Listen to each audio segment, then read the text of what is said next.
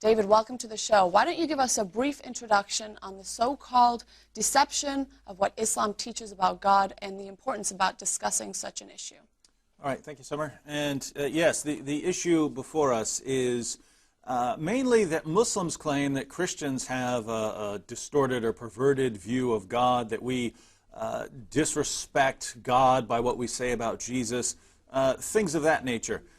Yet when we look a little bit deeper, we find that Islam actually insults and blasphemes God and insults Jesus as well through its teachings. Now, what we're going to go over right now, we're going over facts. We're going to go, I'm only going to appeal to two things. One, facts about what the Quran teaches, and two, facts about history. We're going to see, based on just the facts, not my interpretations, not my opinions, but on facts about what the Quran teaches and facts about history, that Islam is hopelessly trapped in errors and contradictions, and there's really no way out.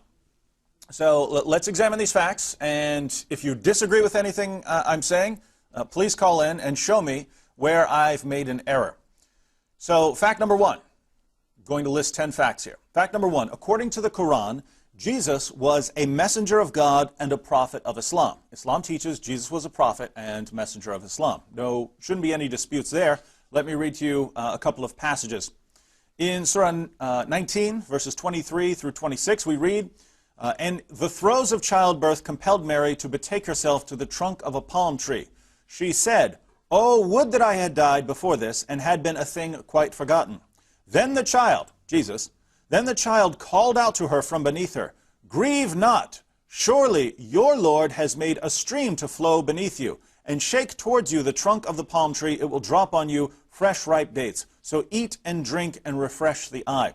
Just a few verses later, verses 30 through 33, Jesus says, "Surely I am a servant of Allah. He has given me the book and made me a prophet. And he has made me blessed wherever I may be, and he has enjoined on me prayer and porate so long as I live, and dutiful to my mother, and he has not made me insolent, unblessed. And peace on me on the day I was born, and on the day I die, and on the day I am raised to life." So Jesus here, and in many other passages, if you'd like to look them up, you can look up Surah 42:13, you can look up Surah 43:59, and the verses that follow, and you'll see over and over again the Quran claims that Jesus was a prophet of Islam. Shouldn't be any disputes here, that's a simple fact. Fact number two.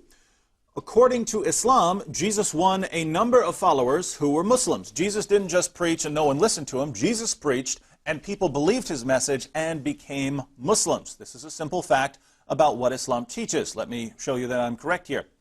In Surah 3:52 we read, "When Jesus found unbelief on the part of the Jews, he said, 'Who will be my helpers to the work of Allah?' The disciples said, 'We are Allah's helpers. We believe in Allah, and do thou bear witness that we are Muslims.'" Here, Jesus' followers are saying, "We're Muslims." Surah 5, verse 111. "And behold, I inspired the disciples of Jesus to have faith in me and my messenger. They said, 'We have faith, and do thou bear witness that we bow to Allah as Muslims.'" So Jesus didn't just preach, and he wasn't completely ignored by the people around him. He won followers in the first century who were Muslims, considered themselves Muslims, acted like Muslims, believed as Muslims, practiced as Muslims. Shouldn't be any dispute here. Fact number three. In the Quran, Allah promises Jesus that his followers would be superior to unbelievers until the day of resurrection. Notice what this says. It doesn't say Jesus is going to win followers and they're immediately going to be corrupted by the Apostle Paul or something like that. It said these followers are going to be victorious and superior to the day of resurrection. Read Surah 3:55. "Behold, Allah said, 'O Jesus, I will take thee and raise thee to myself and clear thee of the falsehoods of those who blaspheme. I will make those who follow thee superior to those who reject faith to the day of resurrection. Then shall ye all return unto me, and I will judge between you of the matters wherein ye dispute.'" So, Jesus' followers, the people who are around him claiming that they are Muslims, would, according to Allah's promise, be victorious and superior to those who reject Jesus until the day of resurrection. Fact number 4, this will be a historical fact. if there were any first century Jews who converted to Islam at the preaching of Jesus, they didn't last very long. How do we know this? Well, we have no record of any first century followers of Jesus, or second century followers of Jesus, or third century followers of Jesus, or fourth or fifth century followers of Jesus who were Muslims, who believed what Muslims believe, who practice as Muslims believe. We have no record. So if they did exist, if you say, well, maybe they were all lost, maybe they all disappeared, something like that, fine, you can believe that if you want, but it's a simple fact that if they did exist, they disappeared rather quickly, because we don't have a shred of evidence anywhere that they ever existed. We have no records of them. So all I'm saying here is, if they did exist, we don't have any records, so they must have disappeared pretty quickly. Fact number 5. According to the Quran, Allah helped Jesus' followers gain the upper hand over the Jews. Allah helped Jesus' followers gain the upper hand over the Jews. Let's read in the Quran, Surah 61, verse 14. O you who believe, be helpers in the cause of Allah. As Jesus, son of Mary, said to his disciples, who are my helpers in the cause of Allah? The disciples said, we are helpers in the cause of Allah. So a party of the children of Israel believed, and another party disbelieved.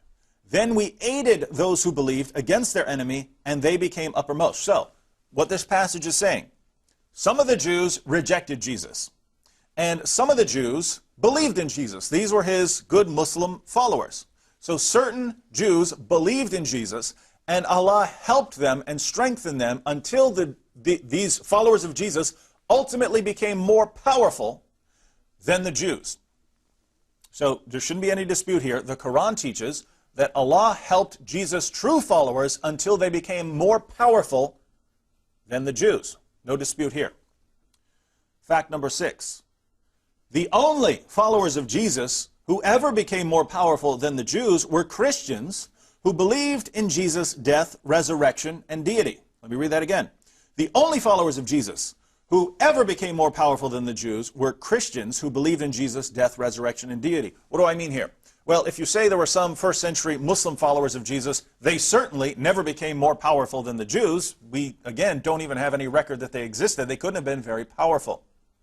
The only followers who actually became very powerful were Christians when Christianity took over the Roman Empire. That's when Christians became very powerful. But we know that the Christians who ultimately were part of the Roman Empire believed in Jesus' death, resurrection, and deity. They didn't believe in Islam.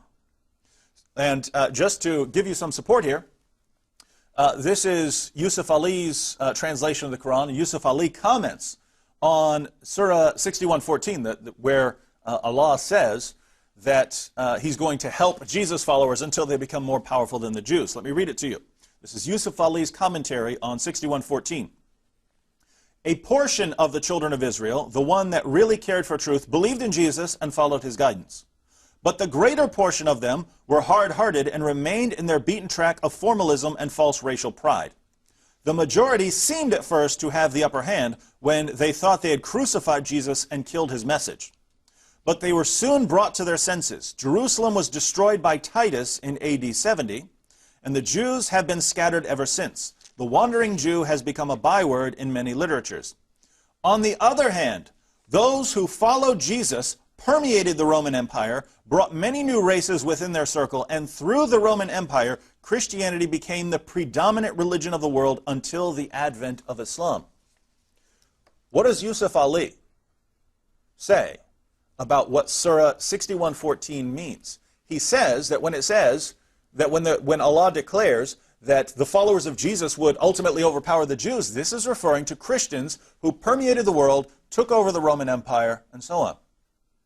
But we know what those Christians were teaching. We have records from them. We have writings from them. We know what the Orthodox position was during that time.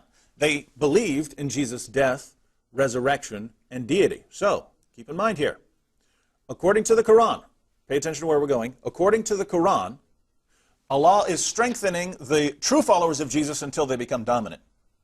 But the followers who became dominant believed in Jesus' death, resurrection, and deity. So according to Islam, not according to me, according to Islam, Allah strengthened people who believed in Jesus' death, resurrection, and deity until they became dominant over the Jews. Let me give you two more verses from the Quran that says Christians will be around till the day of resurrection, guaranteed by Allah. Chapter 3, verse 55. Let me read it to you. And remember when Allah said, O Jesus, lo, I am gathering thee, I'm going to gather you, and cause thee to ascend unto me, and cleansing thee of those who disbelieve, and I'm setting those, I'm going to make those who follow you, right, thee, above those who disbelieve until the day of resurrection. Here's the second Quranic verse that says, from the time Allah took Jesus to heaven, from that time till the day of resurrection, Allah will make the Christians, or the followers of Jesus, superior till the day of resurrection. I'll give you another ayah, 61:14. Chapter 61, verse 14. And this is what the Quran says about the disciples of Jesus. Did Allah give them victory when Jesus was taken to heaven, as He said He would? 61:14. O you who believe, be Allah's helpers, even as Jesus, son of Mary, said unto the disciples, who are my helpers for Allah? They said, we are Allah's helpers. And a party of the children of Israel believed, while a party disbelieved. Then we strengthened those who believed against their enemies, and they became uppermost, dominant, superior. So according to Surah 355 and 61:14, Allah made sure that the disciples of Christ, from the time that Jesus went to heaven, dominated, defeated their enemies, and would do so till the day of resurrection. If these passages are true, if Allah gave the followers of Jesus victory over the disbelievers from the time Jesus was taken to heaven, and they would be victorious till the day of resurrection. You go to history and you see that the disciples of Jesus and their followers after them and their followers after them, all the way up till Muhammad, did not believe what Muhammad believed. The ones who became victorious, the ones who became dominant, believed like my brother David and I believe. Jesus died on the cross, rose again, He's the Son of God. And these were the victors. So if the Quran is true, then these Christians were the true followers of Christ. But they didn't believe what Muhammad believed. Muhammad contradicts their teaching, therefore Muhammad cannot be a prophet from God. Can you please now defend that, what I just quoted from the Quran?